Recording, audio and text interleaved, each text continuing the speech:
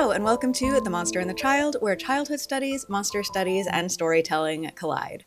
I'm Dr. Kathleen Kellett. Thank you so much for clicking on another installment of my young adult manuscript, Our Sharp Forsaken Teeth. If this is your first time clicking on one of these videos, there's a playlist up in the corner and down below in the description if you would like to start from the beginning. But before you go, remember that I have programs that are open for enrollment. My main program is Youth Monsterology, which is a 5-month educational program for teens ages 14 through 18. It is a book club plus educational mentorship where we will discuss monster literature with a group of your peers and with myself. And then each student will complete a personal project that is community-facing, that is an academic, creative, and or activist project based on the themes of the book club and your own interests. You'll receive close one-on-one mentorship with me to make this project all that you want it to be and have something a little splashy on your college apps and resumes, and also get to see your own ideas through from conception to completion in a non-graded environment. So if that appeals to you, please go over to themonsterandthechild.com, which is also linked down in the description, to check out that program. I also have monthly monster book clubs for both adults and teens. Those are open for signups as well. And I would love to see anyone there. Also, this is the very last day that you can help me get these programs off the ground and support them and keep the costs low for participants by supporting me on Indiegogo. That campaign is linked in the description. This is your last chance. And if you would like to contribute to that, there are fun rewards such as YouTube shorts and personalized writing feedback. So check that out as well. All right, so for those of you who are returning to Our Sharp Forsaken Teeth, as a bit of a recap, everything's going pretty poorly. Luke is sick. Luke is experiencing the side effects of his synthetic adaptation. He needs medicine. The pack does not have money for that, especially since they've all just been fired due to the scrutiny of Dr. Joyan's potential donor, Mr. Tremont. Millie has been internalizing a lot of this stress, and that came out in a not very well thought out decision to go follow Mr. Tremont. She's not really even sure what she was planning on doing, but when he confronts her, along with Dr. Joyan, she realizes she's about to transform. Her palms are beginning to grow the hair that precedes a werewolf transformation. So that is where we left off, and that is exactly where we pick up now. Chapter 28. I tore through the streets of Supplicants Grove, dodging people left and right. Standard stood on every corner, innocent, oblivious. Mr. Bix wasn't coming to take me away from them this time. They had no idea what was in their midst. Millie! I stumbled to a stop, clutching my side. Gret sprinted up and grabbed me by the shoulders. Are you? Yes, I gasped. I got you, she said. Let's go. I was panting too hard to start running again. Walking casually but briskly, Gret put her hand on my back and guided me toward the squat. I tripped and lurched beside her. How long do you have from right now? She asked. I don't know, I said. It's different every time. Does anything hurt? Not yet. Good. We'll get there. All of the anguish of the previous day was gone from Gret's voice. She was the picture of calm, her breathing regular, her expression clear. She hurried, but did not rush. As we walked, she took my hand. I tried to pull away, not wanting her to feel the awful hair, but she held me fast. I swallowed hard. Where will we go? Home. The squat? I said, my voice squeaking. I can't do it there. Where did you think we would go? To the desert, where there's no one around. No way, Gret said. I'm not going to spend all night herding you like a goat. We're keeping it nice and enclosed, at least for this first time. This first time? Out of how many? People will hear me. I'm really loud, I said. No one lives near us. The shops are closing. Barely anyone even uses that laundromat. I tried a new tactic. What about the others? There are plenty of abandoned buildings around here. Sandra and I used to squat hop until we found a long-term place. We've always had escape routes in case someone ever came looking for one of us. But Luke, Sandra and Rosie will take care of him, Gret said. Everything is going to be fine. A small sob escaped me. Gret's calm flickered. Is it starting? No, I'm just... She held my hand tighter.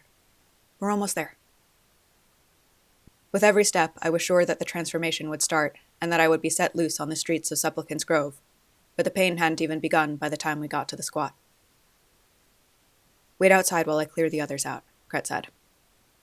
That was for Luke's sake, I knew, but he would have to pass me anyway. I sank down against the wall and brought my knees to my chin. The hem of my shorts rode up over my scars. They were angry and inflamed. Sandra was the first one out the door. Rosie had apparently found her, and from the look Sandra gave me, she knew I'd seen what she had done. Was it just me, or was she squinting, even with her glasses on? She leaned down and planted a quick kiss on the top of my head. Gret'll see you through, she said. Break it back, I thought, my heart tearing in half. Rosie brought Luke out next. The bedroll I'd used the night of the storm stuck out of the pouch on the back of his wheelchair. He was curled up with discomfort, and he winced away from me. Good luck, he whispered.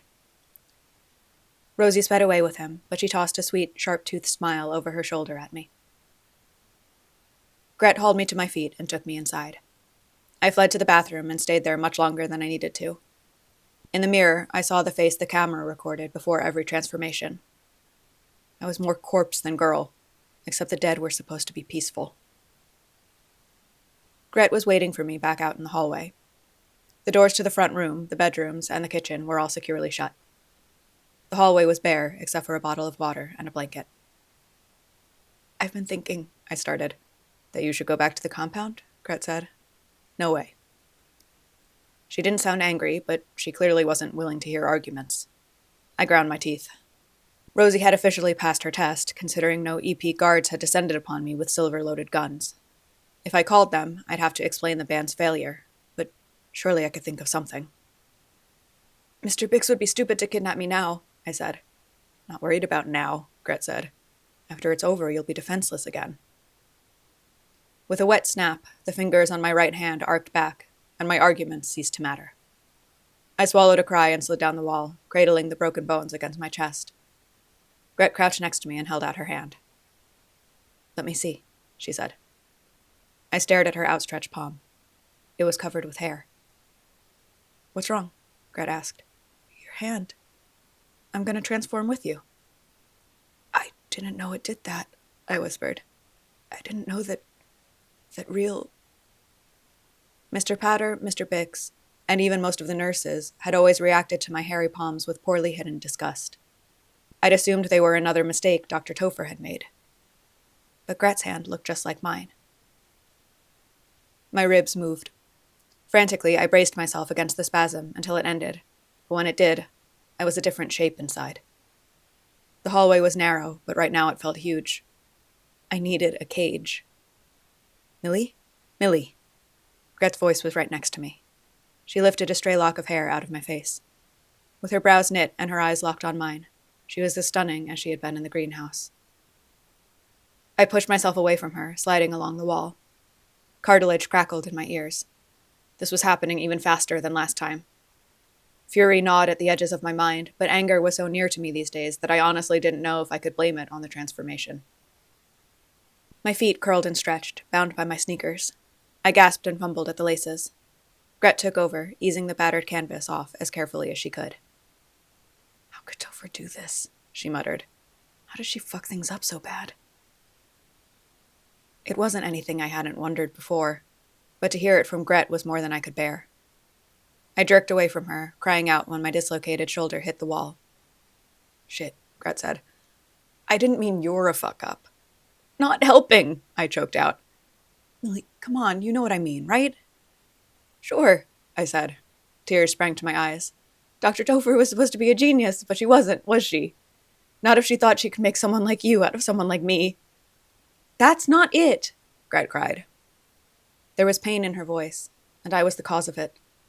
The list of people I hurt grew longer every day. You don't have to stay here, I said. Say that again and I'll bite you. Gret pressed the heels of her hands against her eyes. When she lowered them, she had regained some of her composure. Can you relax at all? I laughed in her face. Okay, that was a dumb question, she allowed. You just seem like you're fighting the transformation. Of course. Don't. A violent tremor passed through me. Gret didn't say anything. She must have thought it was just the transformation. We can fight it too, she explained. Like if we're not sure this is a good time to be transforming or something screwing with our heads. But you can't half want it. I don't want it at all, I protested. Well, it's gonna happen anyway, Gret said. So just let it. I shook my head. I really think it'll hurt less, she said, like that mattered. I don't care. Gret's face turned stony again. You have to care. You can't just accept. Another spasm struck. I held on as tight as I could to that invisible cliff and fought the shifting muscle and sinew with everything I had. Millie, stop! Gret cried. Just stop it! I won't do it again! I yelled. Blood from my tearing throat flew from my lips. I'm not a protector! That's not what she put in me! I'm a weapon! EP may not have figured out exactly what Dr. Topher had added to my adaptation, but I was sure to the marrow of my breaking bones that it was violence. She wanted me to be powerful, and she didn't know any other kind of power. Gret's eyes were wide. They traveled the full length of my crumbling body, then rose again to my face. Slowly, she reached out and held me by the shoulders. The thick hair on her palms was soft on my searing skin. There's no one here you can hurt, she said.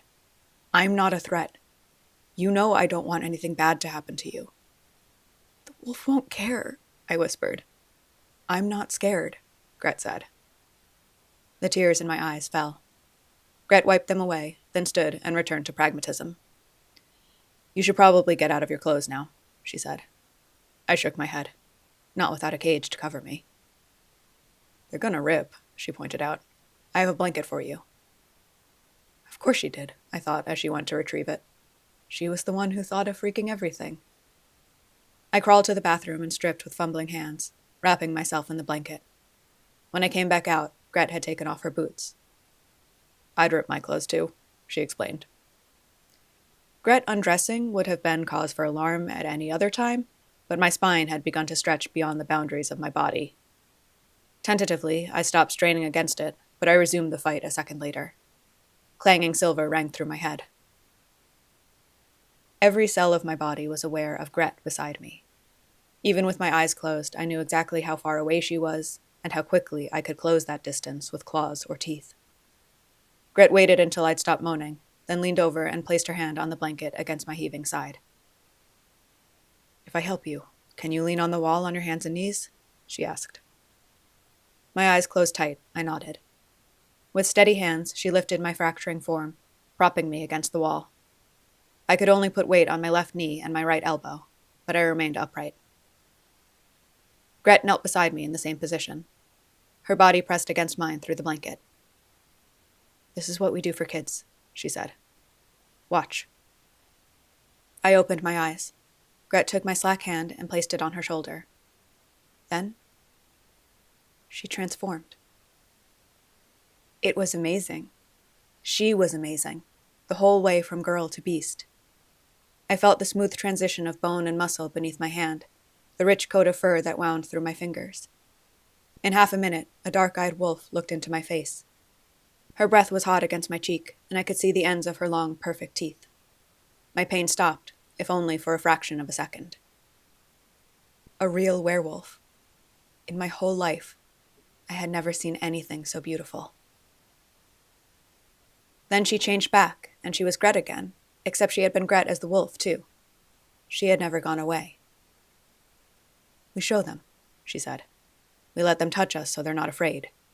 Then they do what we do. You bite them, too. You can't do that for me, I said, not sure if I was telling her or asking. No, Gret said, quickly enough that I knew she'd thought about it. I don't know what that would do since you're not. I wouldn't want to make things worse. But just pay attention to how I change. It won't work, I croaked. Dr. Topher showed me videos of transformations. She told me to change like them. That's how... Fuck videos, Gret said. Feel. She transformed again, slower this time. And I understood. I felt the way everything was supposed to fall into place. My shoulder popped. I closed my eyes and visualized the shape the joint would take as a wolf, instead of the girl shoulder I wanted to keep. I poured all my awareness into that one area of my body, like I'd done so many times before. I focused on Gret's steady breathing. I didn't want to hurt her. I was more certain of that than I was of anything else. I hoped it would matter. I let go. The transformation quickened. The picture in my mind vanished. "It hurts," I wailed. Gret pushed against me. I pushed back, and I didn't fight it, and my shoulder started to shift like I told it to, the way my hand reached for an object when my brain wanted to pick something up. It was like making myself walk into fire, but I did it. I changed the way I chose to. But there was still a lot more of me to change. Some shifts started happening all at once, and others wouldn't happen at all. I tried and failed, and kept trying. And I screamed. When I couldn't scream anymore, I concentrated on my throat as hard as I could. And then I howled. Gret howled back. It wasn't a howl of pain like mine was. It was strong and proud. The edges of my rational thoughts began to fray. Frantically, I tensed again, and the pain increased tenfold. Gret whined and nudged me with her nose. I bared my bloody, half-changed teeth and growled. Gret moved in front of me. She was enormous, much bigger than I was. She growled back like a volcano awakening. Good, I thought. She can kill me if she has to. I let go one last time and became a wolf. Chapter 29.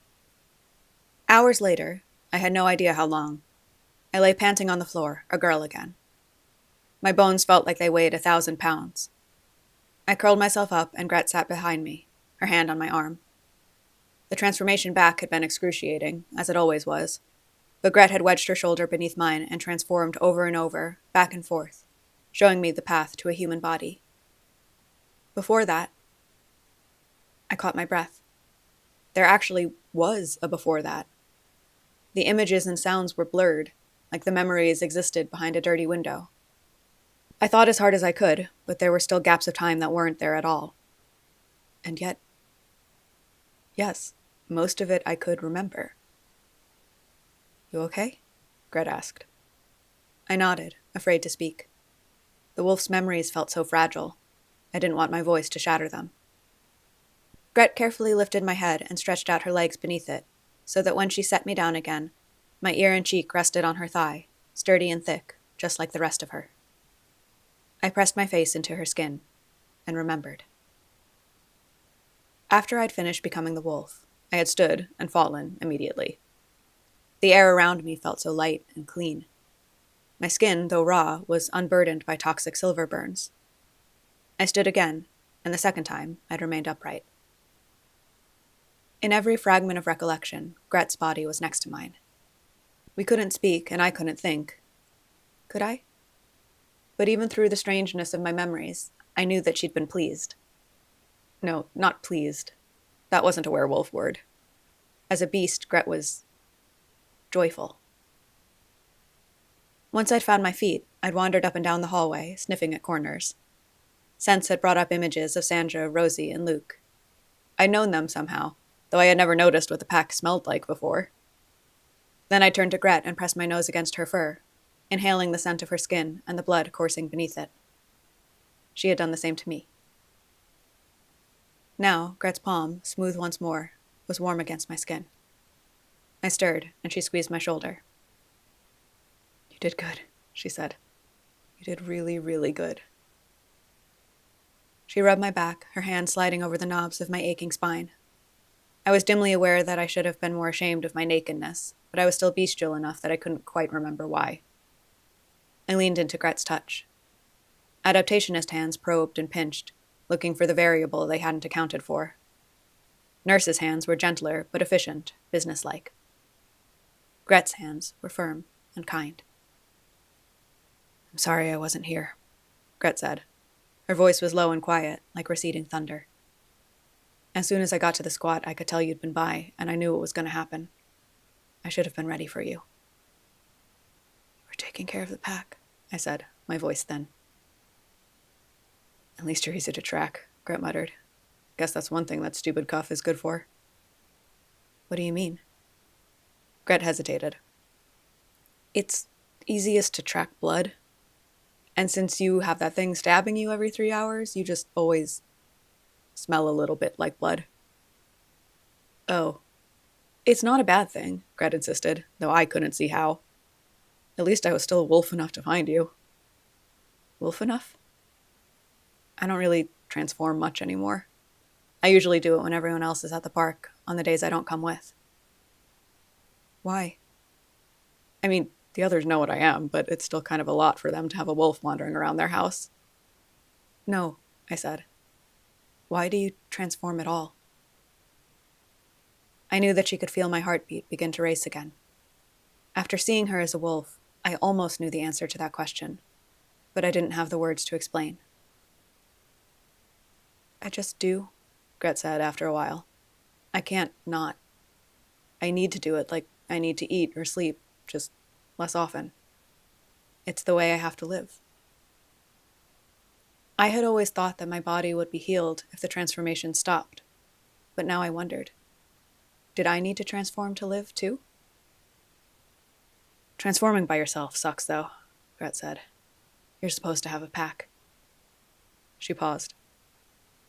You know that wolves were once as widespread as people were? They reached all the corners of the world first. Anywhere we went, wolves were already waiting for us. I nodded. Dr. Topher had told me many times. What part of the world are your ancestors from? Gret laughed softly and said, Pick one. Everywhere has werewolves. We find each other. My dad was standard, though. My mom isn't sure what his exact background was. Really? Everyone who'd had a hand in raising me classified people into as many categories as possible. I hadn't realized that some people didn't. Yeah, well, the impression I got was that my parents' relationship wasn't really about talking so much, Gret said. I could practically hear the eye roll in her voice. I blushed. Anyway, my pack had people from all over. America's always pretended to be a melting pot, but that's obviously bullshit. Just look at how much the Western Europeans are still in charge of everything here. You sound like Rosie. Well, Rosie's a smart kid. Anyway, werewolf packs are the real melting pots. Or would be if that weren't such a dumbass term. But the stories my mom told me, the stories that the pack members of her bloodline had passed down for ages, were mostly about the Wusun and the Dacians. Oh. I didn't want to admit that I'd never heard either of those names before, but Gret seemed to guess. They're old, she said. Swallowed up by other cultures and countries ages and ages ago. Some standards say that non-standards live too much in the past. I felt her shrug. Maybe they've got a point.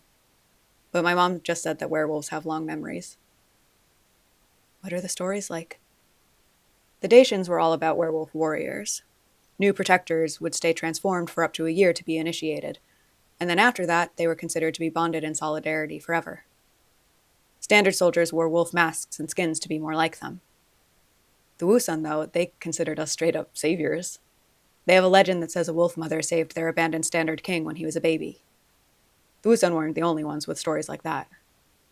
Of course, now everyone just says they're dumb myths. I don't know, I said. Somehow the idea of a werewolf taking in strays seems pretty realistic to me. Gret squeezed my arm. I bit my lip to keep from smiling too obviously against her leg. I'd never be so bold if not for my post-transformation exhaustion. For the first time in my life, I was glad my defenses were down. Gret asked, Have you ever seen a true wolf? In person, I mean. When would I have done that? You've been to a city. They have zoos in cities. The lawyers did not take us to the zoo. Gret huffed and slid her hands under my hair to massage my shoulders. Werewolf is a standard word.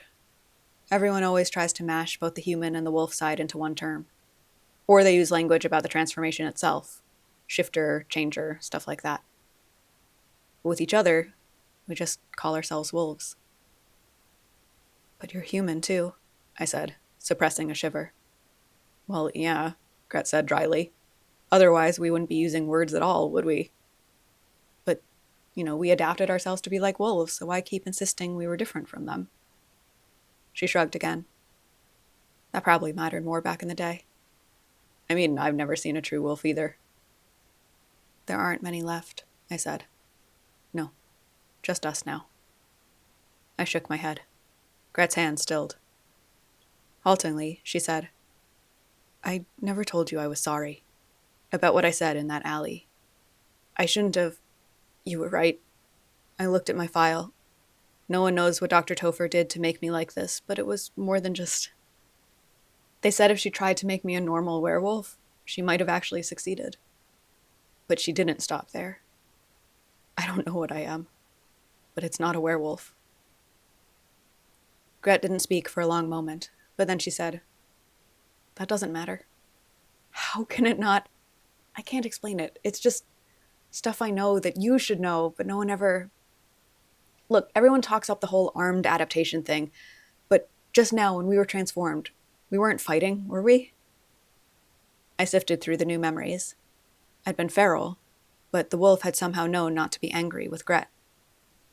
I hadn't known it could even be anything other than angry. You didn't attack me, Gret went on. Even if that's what Topher wanted you to do, and even if your head goes all weird when you transform, you're still... I waited while she searched for the end of that sentence. You're more of a werewolf than she knew how to make. What if I have attacked people? I whispered. What do you mean? I tried to tell her, but the words congealed in my throat like blood. They clogged my airway until I replaced them with a different confession. Before the transformation, on my way home, I saw Mr. Tremont. I don't know what came over me, but I followed him. What? Why? I don't know. I didn't think that far. I was such an idiot. He went to Dr. Joyen's house, and then he stopped me, and they both saw my hands. If he knows what that means, then he knows what I am. Gret, I'm so sorry. Gret was silent for a long time. Finally, she said, That's probably pretty bad. She didn't seem angry or upset. She just sounded kind of numb. I'm sorry, I said again. It was so stupid of me. Yeah, Gret agreed. Why'd you do it? I don't know. I saw him and I thought about everything that's happened to you guys because of him, and I couldn't stop myself. I expected Gret to dump my head off her lap, but after a second, she resumed rubbing my shoulders. Oh, there you go, she sighed. Protecting your pack. I didn't protect anybody. I made things worse. Probably, yeah. I mean, at least you didn't hurt him, but... Fuck. Someone should have taught you how to be what you are. I mean, we can do a lot of damage, That's why we have packs. They teach us how to balance things.